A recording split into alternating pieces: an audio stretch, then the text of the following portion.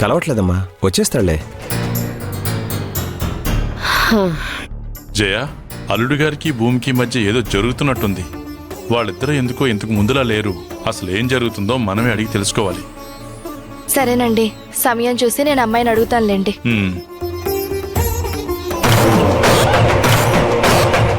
దీని వాసంలోనే వాడి చావు కమ్మగా తెలిసిపోతుంది. రేపటి నుంచి నీకు ఏ అడ్డు ఉండదు. వాడు పైకి పోతాడు, ఇది పుట్టింటికి పోతుంది. మరి ఇన్ని రోజులు ఏం చేస్తున్నావు? ఇదేదో ముందే చెప్పుండొచ్చు కదా. సరే, త్వరగా పదా.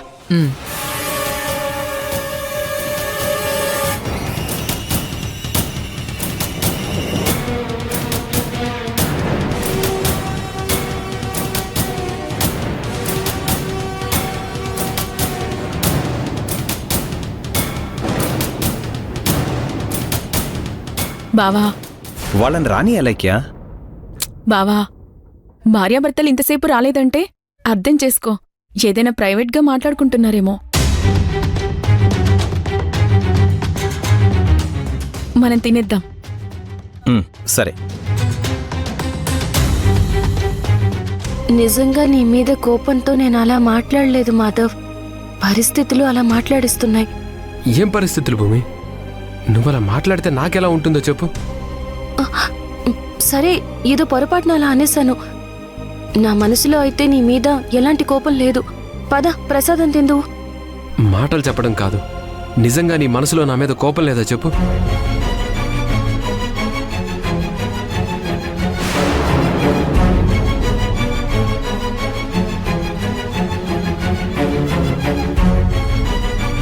భూమి, ఏమైంది? మాధవ్ రాలేదే? ఆకలిగా లేదంట బావా.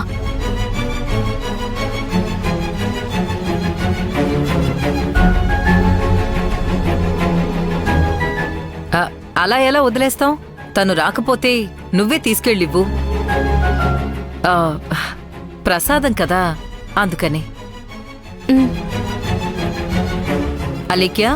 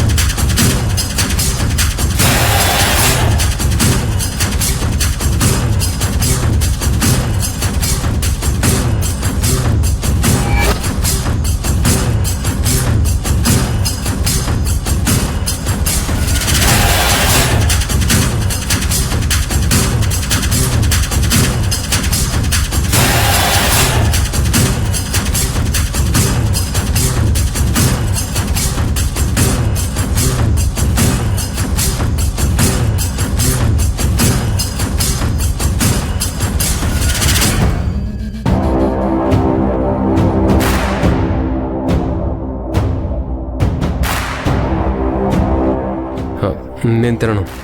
నిజంగా చెప్తున్నాను మాధవ్, నీ మీద నాకెలాంటి కోపం లేదు. మనస్ఫూర్తిగా నిన్ను క్షమించాను. తిను. నిజంగానా? నిజంగానే నీ మనసులో నా మీద కోపం లేదా? లేదని చెప్తున్నాను కదా. ఒకవేళ ఉంటే వచ్చి ఇంతసేపు బతిమలాడతానా? ఏదో కోపంలో ఒక మాట అన్నాను కదా అనేసి అదే నిజమనుకుని బాధపడితే ఎలా? నీతో మాట్లాడను అన్నాను, అలా అని నిజంగా నీతో జీవితాంతం మాట్లాడకుండా ఉండగలనా? మాట్లాడుకుని విడిపోవడానికి మనం పక్కింటోళ్ళం కాదు, భార్యాభర్తలం. తిట్టుకుంటాం, కొట్టుకుంటాం, కానీ చివరి వరకు కలిసే ఉంటాం. అదే భార్యాభర్తలంటే. ఇదిగో నేనే నీకు తినిపిస్తాను.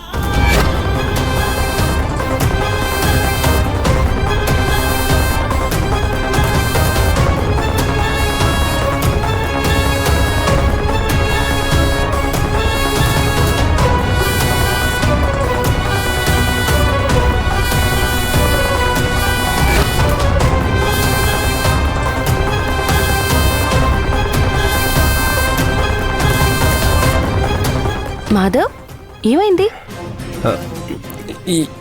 ఏమీ లేదు. ఇదిగో తిను.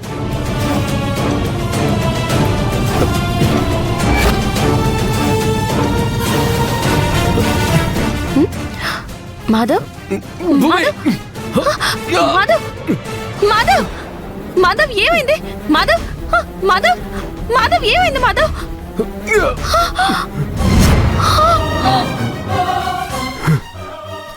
బావగారు బావగారు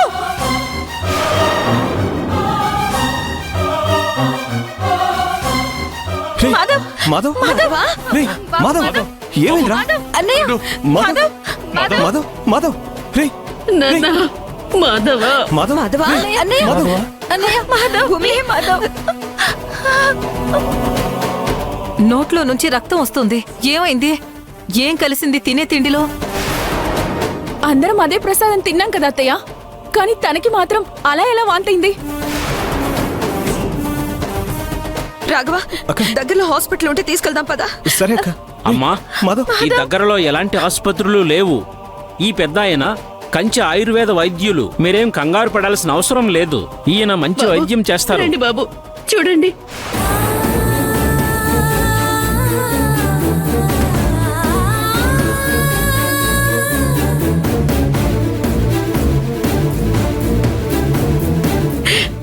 నాన్న, మాధవ్ని మృత్యువు వెంటాడుతుందని ఆ అమ్మగారు చెప్పారు. కనీసం దేవుడు ప్రసాదం తింటే అయినా కాస్త ప్రమాదం తప్పుతుందని అనుకున్నాను. ఎలా జరిగిందేంటి?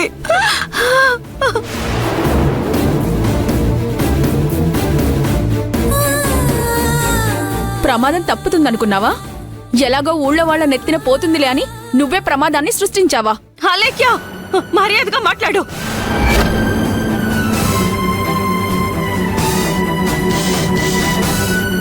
అమ్మా, ఏదో విషపదార్థం ఒంటికెక్కేసింది. అది తలకెక్కకుండా చేస్తే ప్రాణాలు నిలుస్తాయి.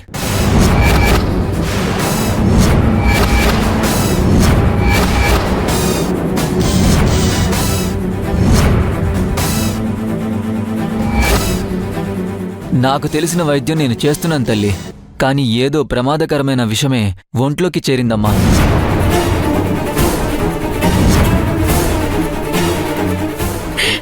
అయ్యో, త్వరగా హాస్పిటల్కి తీసుకెళ్దాం పదండి. హాస్పిటల్కి తీసుకెళ్లేంత సమయం లేదు. ఆ దేవుడి మీద భారం వేసి నా ప్రయత్నం నేను చేస్తాను. తలకు విషం ఎక్కనంత వరకు ఎలాంటి ప్రమాదం లేదు. అది తల వరకు ఎక్కిందంటే ఆ తర్వాత ఆ అబ్బాయిని దేవుడు కూడా కాపాడలేడు.